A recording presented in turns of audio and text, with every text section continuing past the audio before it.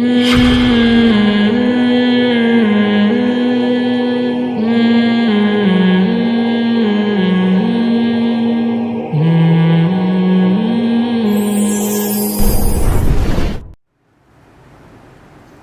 آدمی کے سامنے حساب و کتاب نہیں ہوتا وہ بڑی بے فکری کی زندگی گزارتا ہے.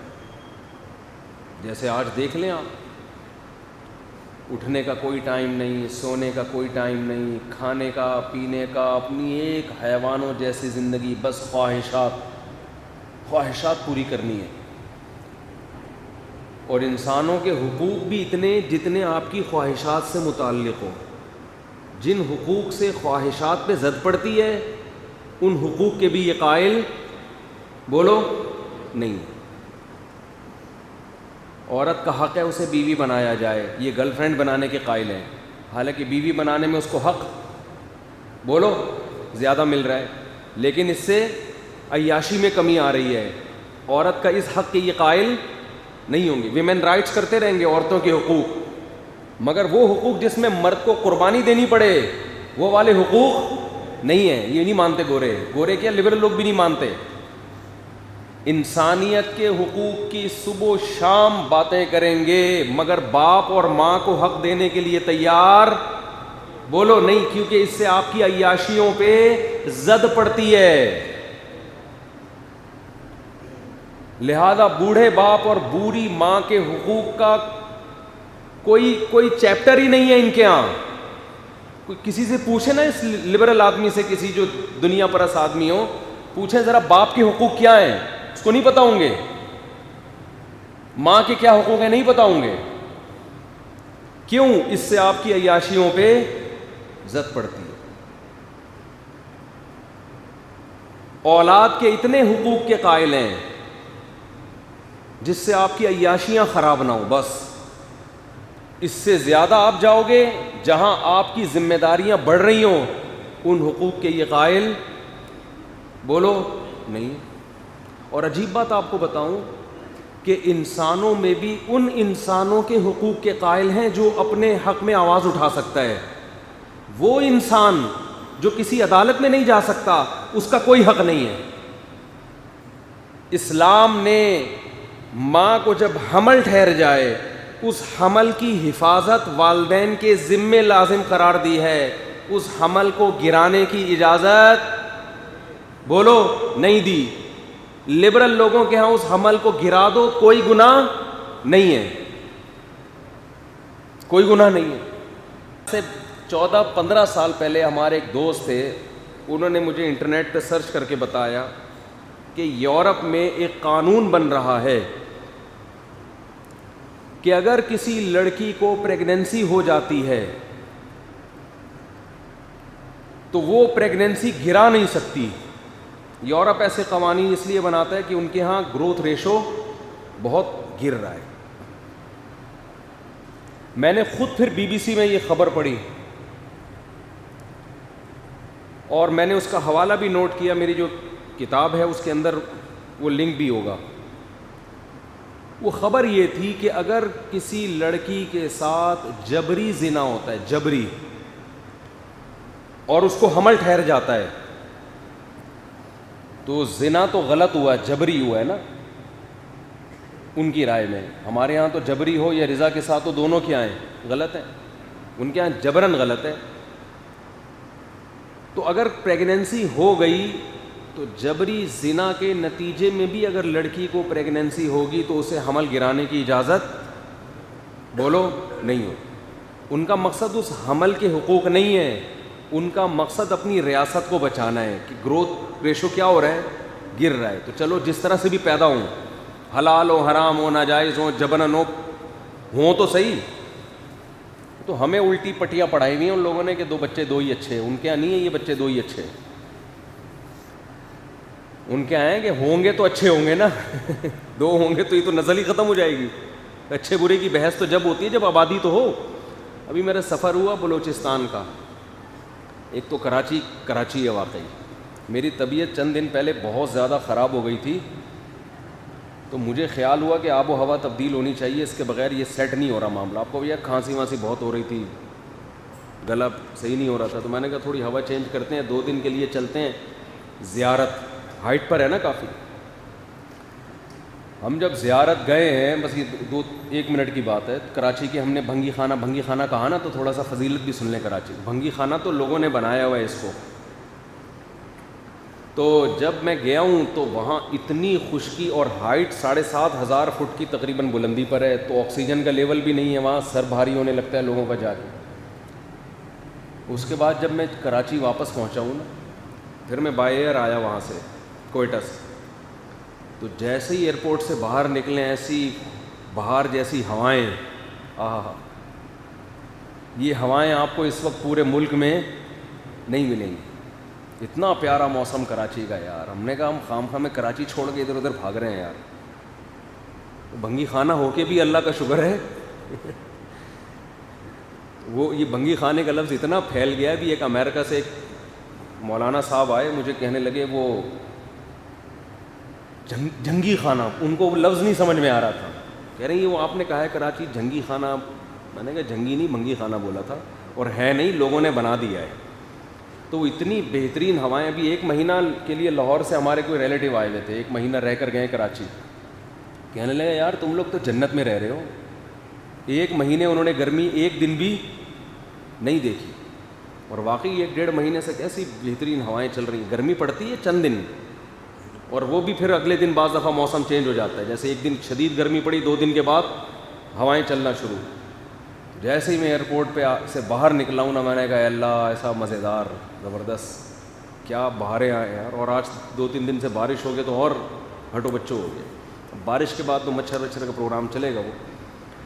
لیکن یہ میں ویسے ہی ایک پیغام دے رہا ہوں پاکستان والوں کو کہ موسم کہاں کا ہے, کراچی کا ہے. آؤ آج کل آؤ, دیکھو کیسا مزہ آئے گا آپ. جولائی اگست میں کتنا زبردست, اور شام کی ہوائیں کتنی خوبصورت ہوتی ہیں یہاں. اور ذرا ہوٹلوں میں آپ کو میں لے کے جاؤں گا انشاءاللہ, ذرا یہ ہائی وے کی طرف آپ ذرا چلیں, کباب جی اور حویلیاں, اور ذرا کھا کے دیکھو, مزہ نہ آئے آپ ہی کو پیسے دینے پڑیں گے. ہیں پیسے ڈبل ہیں. اچھا چلو خیر.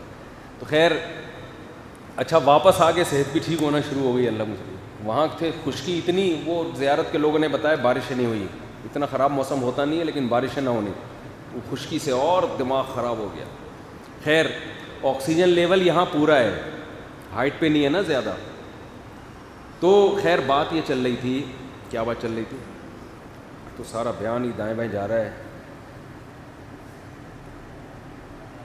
جلدی آپ لوگ بھی تو بھول جاتے ہو. نہیں آزادی کی بات نہیں چل رہی تھی, وہ جو موضوع چل رہا تھا میرا. ہاں میں یہ عرض کر رہا تھا کہ وہ BBC کی رپورٹ تھی نا, میں نے خود پڑھی. پھر وہ کہ بھئی اس پر بحث ہو رہی ہے کہ جبری زنا کے نتیجے میں اگر عورت کو حمل ٹھہر جائے تو اسے بچہ گرانے کی اجازت نہیں ہونی چاہیے. خیر اس پر خواتین نے احتجاج کیا اور اس قانون کو پاس, اس وقت کی رپورٹ یہ ہے کہ پاس نہیں ہونے دیا. تو اب واللہ عالم اب کیا قانون ہے مجھے نہیں معلوم. تو اس پہ یہ تھا کہ بھئی ایک عورت کو زبردستی مجبور کرنا کہ وہ بچہ پیدا کرے, یہ اس عورت کی مرضی کے بغیر جائز نہیں ہے. یعنی اس کی یہ اجازت نہیں ہونی چاہیے, یہ عورت کے رائٹ کے خلاف ہے. جو اصل پوائنٹ کی بات میں بتانا چاہتا ہوں وہ سمجھیں کہ یہ عورت کے حقوق کے خلاف ہے, کہ وہ بچہ پیدا نہیں کرنا چاہ رہی اور آپ اس سے پوچھے بغیر اس پر ایک قانون مسلط کر دیں. لہذا خواتین نے جو احتجاج کیا ہے تو یہ احتجاج اس کی علامت ہے کہ خواتین اس قانون پہ راضی نہیں ہیں. تو ہم خواتین کے حقوق کی پاسداری کے لیے اس قانون کو کیا کرتے ہیں, معطل. اب جو پوائنٹ ٹو بی نوٹڈ ہے وہ یہ ہے جو ابھی میں بیان کر رہا ہوں. اس پر ایک انگریز نے لکھا کہ عورت کے حق کے تحفظ کے لیے جب اس کو بچہ گرانے کی اجازت دی ہے تو اس میں بچے کا کیا قصور ہے. کروڑوں سیلز میں سے ایک ہوتا ہے جس کو اللہ انسان بنانے کے لیے منتخب کرتے ہیں. یہ اللہ کی سلیکشن ہوتی ہے, یہ سلیکشن ہوتی ہے اللہ کی طرف سے. دیکھو حرم میں جیسے پرندے کو مارنا حرام ہے, پرندے کے انڈے کو توڑنا بھی کیا ہے, بولو نا, جائز نہیں ہے. جو پرندے, جن پرندوں کا شکار حرم میں ناجائز ہے نا, جیسے کبوتر, چڑیا وغیرہ, حرم میں تو آپ کچھ بھی نہیں کر سکتے نا, کوئی یعنی درخت بھی نہیں کاٹ سکتے آپ, تو حرم میں پابندی, جوں نہیں مار سکتے آپ. تو فقہاء کا اس پر اتفاق ہے کہ جیسے حرم میں آپ پرندہ نہیں مار سکتے, پرندے کے انڈے کو بھی نہیں توڑ سکتے. کیوں؟ اسے بھی اللہ نے سلیکٹ کر لیا ہے ایک مخلوق بنانے کے لیے. تو آپ بتاؤ کہ حرم میں ایک پرندے کی انڈے کی ویلیو ہے, تو ماں کے پیٹ میں جو انسان جس کی اللہ نے سلیکشن کی ہے پیدائش کے لیے, اس کی حیثیت نہیں ہوگی خدا کی نظر میں؟ تو اس گورے نے لکھا, انگریز نے, اس نے لکھا کہ یہاں خواتین کے حقوق کا تو خیال کیا جا رہا ہے, لیکن اس بچے سے نہیں پوچھا جا رہا. وجہ کیا ہے؟ وہ بچہ کسی عدالت میں جا نہیں, اسے تو پتہ ہی نہیں میرے ساتھ ہو کیا رہا ہے. اس نے کہا یہ قانون انصاف پر مبنی اس وقت ہوگا کہ اس بچے کو پیدا ہونے دیا جائے, پھر اسے بالغ ہونے دیا جائے, پھر اسے عدالت کے کٹہرے میں لایا جائے کہ تو اس پروسیس پہ راضی تھا یا نہیں تھا. اگر وہ کہتا ہے نہیں تھا, اسے گولی مار دی جائے, اور اگر وہ کہے مجھے زندگی چاہیے, تو اسے بھی اتنا ہی جینے کا حق ہے جتنا اس بچے کی ماں کو. سمجھ میں آ رہی ہے بات کہ اسلام میں اور یہ جو اسلام کے جو لبرل لوگوں کے قوانین ہیں, ان میں بیسک فرق کیا ہے؟ یہ صرف ان حقوق کی بات کرتے ہیں جن حقوق پر آواز اٹھانے والے لوگ موجود ہیں, جن سے آپ کے ذاتی مفاد پہ زد پڑ رہی ہو. جن حقوق سے آپ کے ذاتی مفاد پہ زد نہیں پڑتی, تو اس پہ یہ بالکل بھی آواز نہیں اٹھاتے. تبھی بوڑھے ماں باپ کا ان کے ہاں کوئی حق نہیں ہے, بوڑھی ماں کا کوئی حق نہیں ہے. اسلام نے اور ایک دن کا بھی حمل ہو, عورت کو اس کو گرانے کی اجازت بولو نہیں دی ہے. اور اگر اس میں جان پڑ گئی ہے, 4 مہینے کا ہو گیا ہے حمل, پھر تو کسی قیمت میں, اس سے پہلے مجبوری میں گرا سکتی ہے, اس لیے کہ ابھی انسان نہیں ہے. ماں کی زندگی کو بچانے کے لیے 4 مہینے سے پہلے جو حمل ہے, کیونکہ 2 زندگیاں ہیں نا, ایک ماں کی زندگی جو حقیقت میں زندہ ہے, اور ایک وہ زندگی جو کنفرم نہیں ہے. تو ماں کی زندگی کو بچانے کے لیے اس حمل کو گرایا جا سکتا ہے. لیکن فقہا کا اتفاق ہے کہ اگر بچے کو 4 مہینے ہو گئے, تو جتنا ماں کو جینے کا حق ہے اتنا ہی اس بچے کو بھی. اب کسی ایک کی زندگی کو بچانے کے لیے کسی دوسرے کا قتل جائز نہیں ہے. ہمارے پاس تو لوگ مسائل پوچھتے ہیں صبح شام کہ ماں کے پیٹ میں بچہ ہے, ڈاکٹروں نے کہا کہ معذور ہے. کتنا ٹائم ہو گیا بھائی؟ 6 مہینے کا ہو گیا, معذور ہے. بعض دفعہ ڈاکٹر بھی کہہ رہے ہوتے ہیں گرا دو اس کو, یہ معذور ہے, ساری زندگی کی ٹینشن ہے. کہتے ہیں بھائی میں کیسے قتل کی اجازت دے دوں؟ اگر بچہ پیدا ہونے کے بعد معذور نکلے تو کیا قتل کرو گے اس کو؟ بولو نا, قتل کرو گے؟ تو ایسے ماں کے پیٹ میں بھی معذور ہے تو کیا کرنا ہے؟ تقدیر کا حصہ سمجھ کے برداشت کرنا ہے. اسی وجہ سے تو دیندار لوگ ڈپریشن میں نہیں جاتے, اور بے دین کس میں چلے جاتے ہیں؟ ڈپریشن میں. دیندار آدمی جو مصیبت اللہ نے دی ہے اس کو کس کی طرف منسوب کرتا ہے؟ اللہ کی طرف, کہ اس میں میرا فائدہ ہوگا. معذور ہے, صحت مند ہے, کس کی قسمت کا؟ میری قسمت. کوئی بات نہیں, اس معذور کی خدمت پہ اللہ میرے گناہوں کو معاف کرے گا.